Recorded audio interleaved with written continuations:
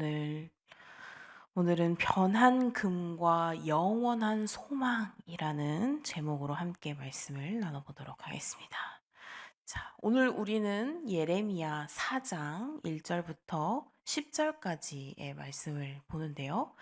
자, 여기에는 이 본문은 무너져가는 예루살렘의 처참한 모습을 그리고 있습니다. 그렇지만 그 안에는 우리가 깊이 생각해 볼 수 있는 하나님의 경고와 그리고 회복에 대한 메시지가 담겨 있습니다. 오늘 우리는 이 본문을 천천히 음미하면서 하나님의 마음을 우리가 함께 헤아려 볼 수 있기를 원합니다. 자, 1절에서 이 첫 구절이죠. 첫 구절에서 예레미야는 금이 빛을 잃었다 라는 충격적인 진술로 시작을 하고 있습니다. 자, 이때 금은 성전과 예루살렘 자체의 그 자체의 영광을 상징을 하고 있습니다. 하나님의 임재가 가득했던 성전이었었죠. 그런데 그 성전은 그 자체가 하나님의 영광의 증거였는데 금은 불변의 귀한 금속이죠. 귀한 금속으로 여겨졌고 또 세상의 것들과는 비교할 수 없는 영적 순결과를 그런 가치를 담고 있는 그러한 금이었습니다. 그런데 그 금이 이제는 변하고 또 그 빛을 잃었다라고 이야기를 하고 있습니다. 예루살렘의 백성들이 이 하나님과의 관계에서 멀어지면서 이제 그 금이 빛을 잃듯이 그 영광도 사라지기 시작한 것이죠. 자, 우리는 여기서 이런 외적인 영광이 사라질 때의 무력감을 맛보기도 합니다. 우리도 때로는 스스로의 신앙이 경건하고 흔들리지 않을 것이라, 순금 같을 것이라 생각하며 믿고 살아가고 있죠. 하지만 하나님과의 관계가 깨어질 때 우리가 자랑하던 그런 외적인 모든 것들은 금세 금이 빛을 잃은 것처럼 우리의 그 신앙의 외적인 것들도 빛을 잃고 맙니다. 금과 정금이 변하듯이 우리 삶의 영적인 중심이 흐려지면 마찬가지로 아무리 강한 것처럼 보였던 것들도 아무리 불변할 것처럼 보였던 것들도 이렇게 변하고 의미를 잃는다는 것입니다. 자, 우리는 이 구절을 통해서 우리의 삶에서 무엇이 진정으로 영원한 가치를 갖는지를 다시 한번 깊이 묵상해 봤으면 좋겠습니다. 혹시 우리는 겉으로 보기에는 아름답고 안정된 삶을 살고 있지만 그 내면의 금빛이 이미 희미해져 가고 있지는 않은지, 그런 걸 한번 되돌아볼 필요성이 있죠. 우리의 믿음과 우리의 관계에서 본질을 잃어가고 있지는 않은지 다시 한번 돌아봐야 합니다. 금은 외적으로 굉장히 빛나요. 그렇죠? 그렇지만 그 빛이 영원하지 않다면 결국 그 금마저도 무의미한 장식에 불과할 뿐입니다. 자, 2절에서 예레미야는 예루살렘의 백성들이 정금처럼 귀한 존재였으나 이제는 질그릇과 같은 연약한 존재로 변해버렸다라고 한탄을 하고 있습니다. 자, 이스라엘 백성들은 본래 하나님의 선택을 받은 굉장히 존귀한 자들이었습니다. 그러나 그들이 하나님의 길을 떠나고 우상을 섬기면서 자신들의 죄악에 빠져들었을 때 그들의 존귀함은 사라지고 말았습니다. 자, 여기에서 우리는 또 중요한 것을 볼 수가 있는데 인간의 가치는 하나님과의 관계 속에서 나옵니다. 하나님 안에 있을 때 우리는 이렇게 정금과 같은 귀한 존재로 빛이 나지만 그분을 떠났을 때 우리는 아무리 세상에서 빛나 보이더라도 깨지기 쉬운 이 질그릇과 같은 존재로 전락하고 만다는 것이죠. 질그릇은요, 흔들리고요. 또 쉽게 금이 가고요. 때로는 산산조각이 나기도 합니다. 오늘 우리의 삶에서 우리는 무엇에 의지를 하고 있는지 우리가 한번 다시금 돌아봐야 합니다. 혹시 세상의 성공이나 명예 또는 물질적인 것을 의지하고 있지는 않은지, 그 모든 것은 질그릇처럼 쉽게 깨질 수 있다라는 것을 우리는 다시금 깨닫고, 인간의 힘과 지혜로는 아무리 잘 만든다 해도 결국 하나님께서 붙드시는 그 은혜가 없다면, 하나님께서 주시는 그 은혜가 없다면 우리는 이런 깨지기 쉬운, 산산조각 나기 쉬운 질그릇에 불과하다는 것입니다. 자, 우리는 이렇게 하나님 안에서만 참된 가치를 지닌다는 사실을 늘 기억해야 할 것입니다. 자, 3절에서 4절은 영적 기근의 극심함을 강조를 하고 있습니다.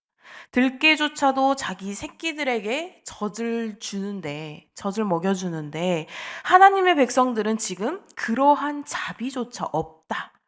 그러한 자비조차 잃어버렸다라고 말을 하고 있습니다.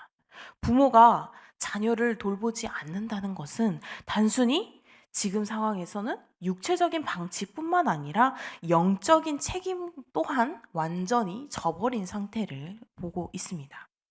자, 광야의 타조라고 그랬죠. 이 광야의 타조는 자기를 낳은 알을 돌보지를 않는데요. 잊어버린대요. 그래서 알을 낳아놓고도 사라져버린다고 합니다. 그래서 이렇게 알을 낳고 버려버리는 그런 습성을 가지고 있다고 하는데, 지금 이 이스라엘 백성들이 마치 그러한 타조처럼 하나님께서 맡기신 자녀들을 다 잃어버렸다, 잊어버렸다, 그리고 망각한 채로 그냥 가버린다 라고 보고 있는 것입니다. 자, 우리는 이 말씀을 통해서 영적인 무관심이 얼마나 깊은 문제인지를 생각을 해볼 수가 있습니다. 영적인 방치는요, 단순한 게으름이 아니라 영혼의 죽음으로까지 갈 수 있습니다. 부모가 자녀에게 이런 양식을 주지 않는다면 그 자녀는 영적으로 곧 죽게 될 것이라고 하는 거죠. 마찬가지로 우리가 영적으로 우리 자신을 돌보지 않는다면 우리의 영혼은 결국 죽음을 맞이할 수밖에 없습니다. 또한 우리의 자식 또한 우리가 제대로 가르치지 못함에 함께 영혼의 죽음에 갈 수밖에 없다라는 것이죠. 자, 오늘의 우리의 지금 삶 속에서도 마찬가지인 것 같습니다. 우리는 우리의 자녀들과 그리고 우리의 이제 다음 세대에게 무엇을 물려주고 있을까요? 세상의 성공과 또 물질적인 풍요를 중요시하면서 그들의 영혼을 소홀히 하고 있지는 않은지요. 우리는 그들에게 진정한 영적 양식을 공급해야 합니다. 그것은 바로 하나님의 말씀입니다. 하나님과의 관계에서 얻는 그 은혜는 우리의 삶을 새롭게 하고요, 또 세상의 그 어떤 것보다 소중한 양식임을 우리는 알고 있습니다. 그래서 이것들을 우리의 자녀들에게, 우리의 다음 세대들에게 하나님의 귀한 양식을 온전히 올바르게 물려주는 것이 중요하다라는 것이죠. 자, 5절에서 6절입니다. 당시 이 사회적인 엘리트들이 처한 처참한 지금 상황을, 현실을 묘사를 하고 있죠. 이전에는 굉장히 부유했어요. 굉장히 부유하고 호화로운 삶을 살았던 그들이죠. 그런데 그들이 이제는 거지처럼 거리에 나앉아서 거름더미를 안고 있다는 것이죠. 우리 드라마 같은 데서 보면, 영화 같은 데서 보면, 옛날 사극 드라마 보면 그 아주 못 살고 집도 없는 사람 나타낼 때 거적대기 같은 거, 집 같은 거 이렇게 둘러매는 그런 상황인 거죠. 자, 이것은 세상의 영광과 부귀가 얼마나 일시적인지, 얼마나 덧없는 것인지를 상징적으로 보여주는 구절입니다. 자, 이들은 한때 굉장히 맛있는 음식도 먹고 비싼 고급 옷을 입고 그렇게 살았지만 이제는 모든 것을 잃고 말았습니다.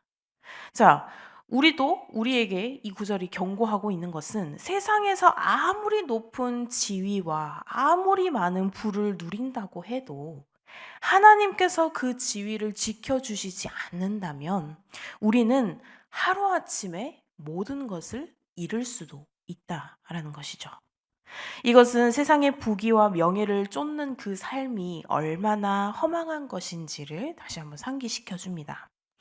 오늘날 많은 사람들이 이렇게 세상의 성공과 명예를 목표로 삼고 살고 있지만 그것이 영원하지 않는다는 사실을 우리는 잊고 살고 있습니다. 자, 여기에서 우리는 이 예수님께서 말씀하신 진리를 떠올릴 수 있는데 마태복음 16장 26절에 사람이 온 천하를 얻고도 제 목숨을 잃으면 무슨 유익이 있겠느냐라고 예수님께서 말씀을 하셨죠. 자, 세상의 모든 것을 가졌다고 할지라도 이렇게 하나님과의 관계를 잃어버리면 결국 우리는 아무것도 아닌 존재로 전락하게 된다는 것입니다.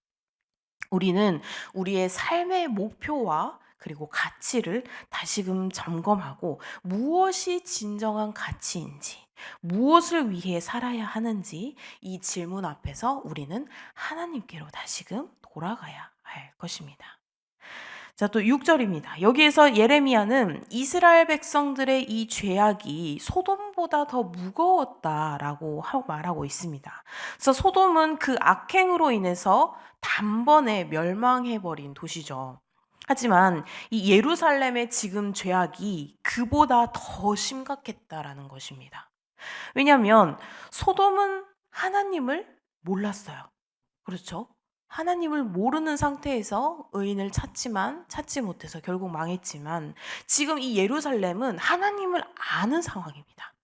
하나님을 알고 하나님의 백성으로서 선택받은 그런 도성이었기 때문에 근데 그들이 하나님을 알고 있었고 그분의 율법을 가지고 있었지만 그럼에도 불구하고 그들은 죄악 속에 빠졌고 또 하나님께 등을 돌렸기에 이들은 소돔보다 더한 죄를 지었다라고 말을 하죠. 자, 이 구절은 하나님께 선택받은 그 자들에게 주어진 더 큰 책임을 이야기를 하고 있습니다. 자, 우리는 하나님의 은혜를 경험한 사람들입니다. 그렇죠?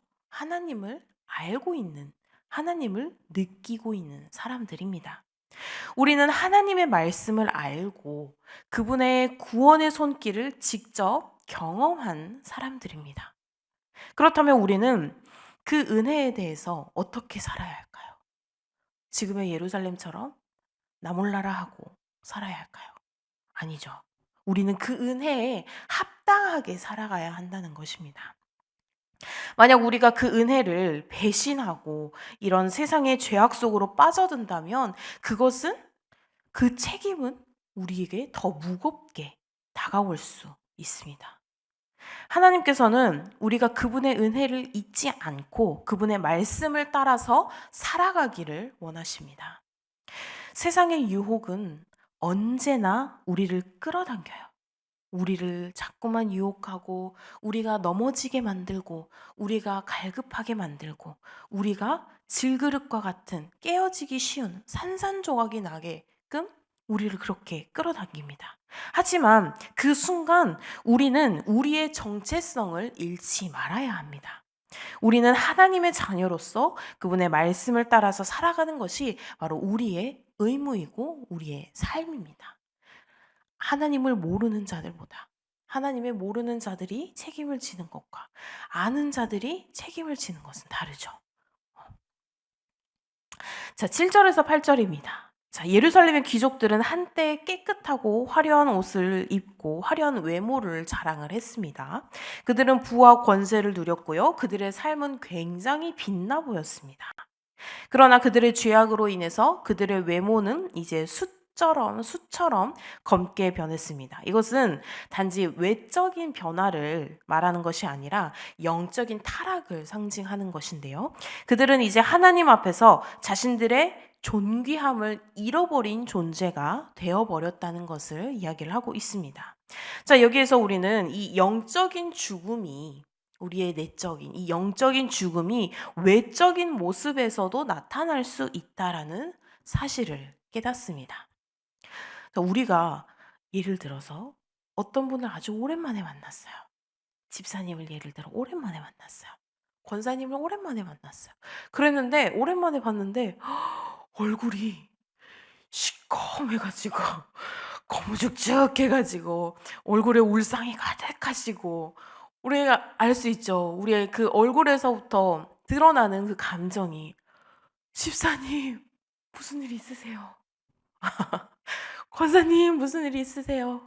이렇게 물어보는 것처럼 우리의 외적인 그런 모습 마저도 우리에게 변화가 된다는 것이죠. 나타난다라는 것입니다. 자, 우리의 영혼이 이렇게 하나님을 떠나면 그 결과는 반드시 우리의 삶에 드러납니다.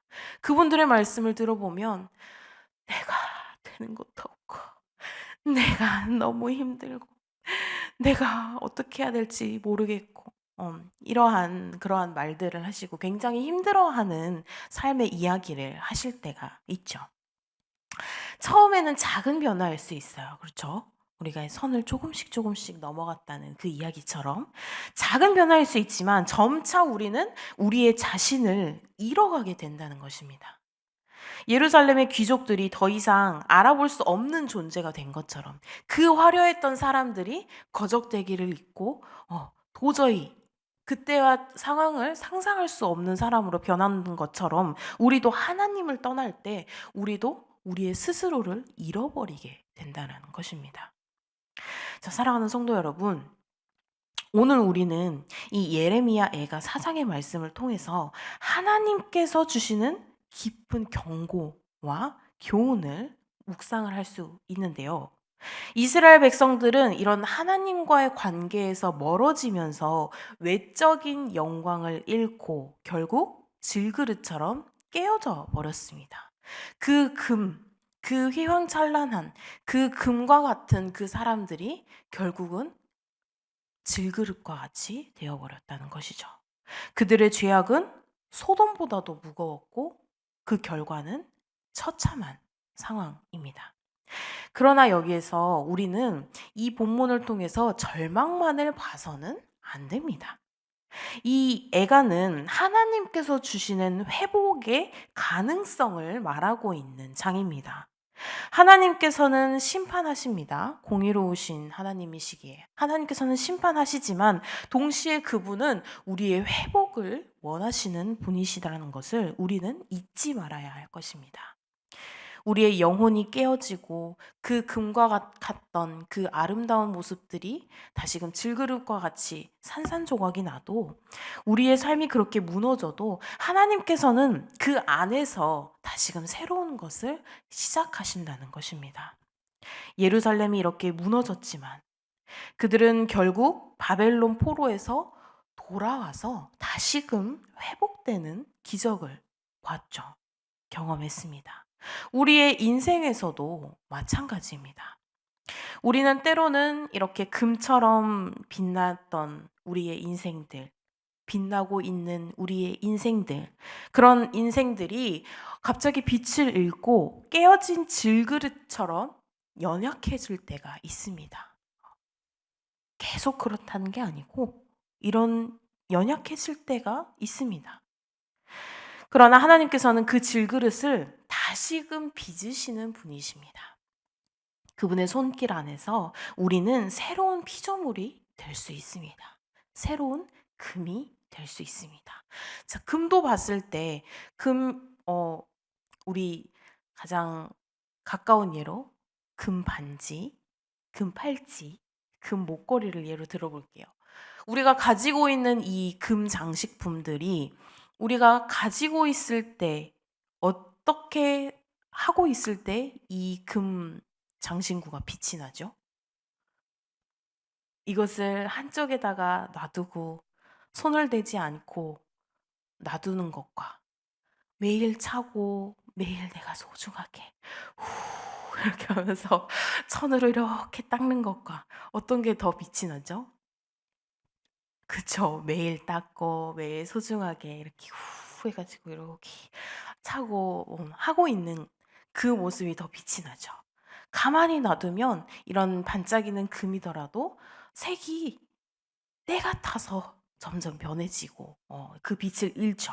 우리도 마찬가지입니다. 하나님께서 우리를 빛을 금으로 빚으셨어요. 그렇죠? 금으로 빚으셨을 때 하나님께서 계속 우리를 이렇게 닦고 우리를 후 불고 우리를 이렇게 예쁘게 우리를 이렇게 계속해서 하시기를 원하지만 우리가 어디로 사라져 가지고 "어메 내 금반지 어디 갔디야." 이렇게 되면 그 금반지는 어디 한 구석에서 때가 끼면서 빛을 잃는 것처럼 하나님께서도 마찬가지십니다. 우리가 어디로 사라져 버리면 하나님과의 관계에서 멀어져 버리면 우리는 빛을 잃을 수밖에 없다는 것이죠. 하나님께서 우리를 발견하시고 하나님께서 우리와 함께 하셔서 하나님께서 우리를 계속해서 닦아 주시고 하나님께서 계속해서 우리의 먼지를 후 불어 주시고 우리가 그 어두웠던 우리의 질그릇과 같은 그 모습들을 다시금 하나님께서 바로 발견하셔서 우리를 다시금 깨끗한 금, 반짝이는 금과 같은 모습으로 다시 할 수 있기를 그분의 은혜 속에서 그렇게 살아갈 수 있기를 우리 성도님들이 그러한 하나님과 함께하는 금이 되시기를 소망합니다. 우리의 외적인 영광이 사라지더라도 하나님께서 주시는 이 참된 소망은 결코 빛을 잃지 않을 것임을 우리 성도님들께서는 기억하시고 하나님께서 깨끗이 하나님께서 다듬어 주시는 하나님께서 항상 소중하게 이렇게 여겨주시는 그런 금과 같은 하나님의 귀한 자녀들이 되시기를 주님의 이름으로 소망합니다. 기도하시겠습니다.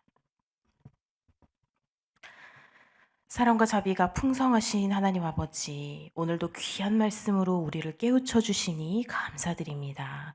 잃어버린 영광 속에서도 우리의 소망을 하나님께 두게 하시고, 무너진 인생 가운데에서도 하나님께서 회복하시고, 하나님께서 우리의 인생을 새롭게 하실 줄을 믿습니다. 주님, 우리의 연약함을 주님 앞에 고백합니다.